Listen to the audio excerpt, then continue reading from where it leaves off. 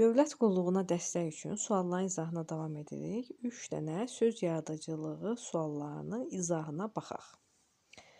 Tərkibi kök və 2 leksik şəkilçidən ibarət olan sifətlər müəyyən edin. Burada əsas diqqət yetirməli məqam budur ki, sualda sifəti soruşur. Əgər söz desəydi, bu cavablar uyğun gəlməyəcəkdir. Qaldırıcı sözü. Qaldırıcı sözünün kökü qaldırmaqdır. Ümumiyyətlə, qaldırmaq sözü sadə sözdür. Qaldırmaq, ıcı, bir leksik şəkilçi. Burada var bir leksik şəkilçi.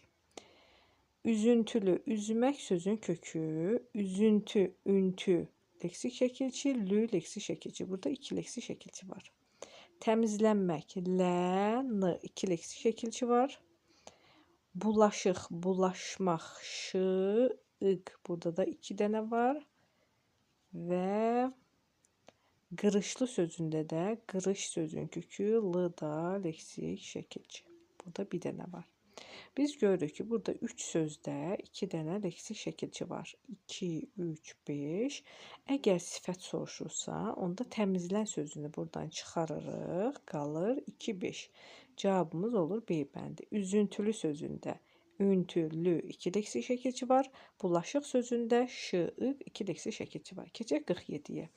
Bu sıraya çəkilən xərcin çoxu çoxdan ödənilib cümləsində düzəltmə sözlər müəyyən edin. Burada düzəltmə sözdə çəkilən 2 il şəkilçisi ilə düzəlib, çəkilən çoxdan dan şəkilçisi düzəlib 5, bir də ödənilib sözü ödənmək, ödənilmək 2 dənə leksik şəkilçi var. 6.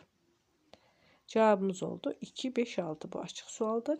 Düzəltmə sözləri müəyyən edin. Düzəltmə sözlər də bunlardır. Baxaq. Dilək, diləmək, dilək. Kələk sözü sadədir. Oyaq sözü sadədir. Dayamaq, dayaq, 4. Və qovaq sözü sadədir. Bəzəməkdən, bəzək, 6. Cavabımız oldu nə? Hansı? 1, 4, 6.